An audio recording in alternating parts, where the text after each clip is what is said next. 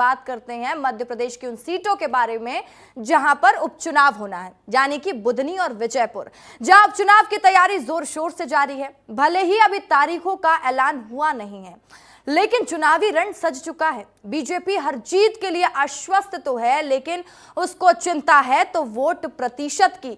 BJP जीत के लिए नहीं बल्कि वोट प्रतिशत बढ़ाने पर फोकस बना रही है और दोनों सीटों पर प्रत्याशी चयन को लेकर नामों का पैनल बनाया जा रहा है। मंगलवार देर रात तक उम्मीदवारों के नामों को लेकर मंथन चलता रहा। पूरा मामला क्या है, देख लीजिए रिपोर्ट में।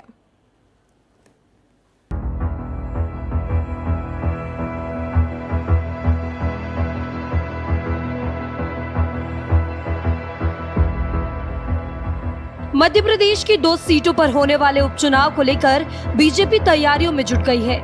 मध्य प्रदेश की बुधनी और विजयपुर सीट पर उपचुनाव बाकी है। इन दोनों सीटों पर बीजेपी अपनी पकड़ मजबूत बनाने के लिए तैयारियां कर रही है। इन दोनों ही सीटों पर भाजपा ने प्रभारी और सह प्रभारी बना दिए हैं।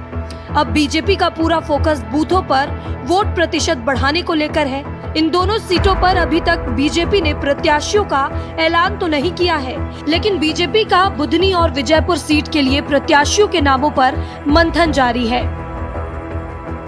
मध्य प्रदेश की बुधनी और विजयपुर विधानसभा सीट पर उपचुनाव होने तय हैं। तारीखों का ऐलान भले ही नहीं हुआ है, लेकिन भारतीय जनता पार्टी पूरी तरीके से तैयारियों में जुट गई है।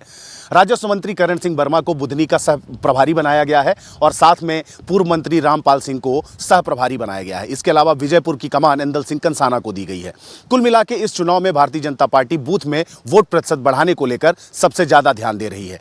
अमरवाड़ा विधानसभा उपचुनाव जीतने के बाद भारतीय जनता पार्टी के हौसले बुलंद हैं और ऐसे में मध्य प्रदेश में 2 सीटों पर होने वाले उपचुनाव में भारतीय जनता पार्टी निश्चित रूप से जीत और बढ़त चाहेगी। ये दोनों सीटें बड़े नेताओं की हैं। बुधनी सीट पूर्व मुख्यमंत्री शिवराज सिंह चौहान के केंद्र में जाने के बाद से खाली है। इस सीट पर बीजेपी अब नया चेहरा तलाश रही है। शिवराज सिंह चौहान के बेटे कार्तिकेय अपने पिता की सीट से टिकट की दावेदारी कर रहे हैं। कार्तिकेय सिंह चौहान टिकट को लेकर क्षेत्र की जनता से संपर्क बनाए हुए हैं और अगर सब कुछ ठीक रहा तो बीजेपी कार्तिकेय को यहां से अपना उम्मीदवार बना सकती है। तो वहीं विजयपुर सीट पर बीजेपी अमरवाड़ा का फॉर्मूला अपनाने के मूड में है।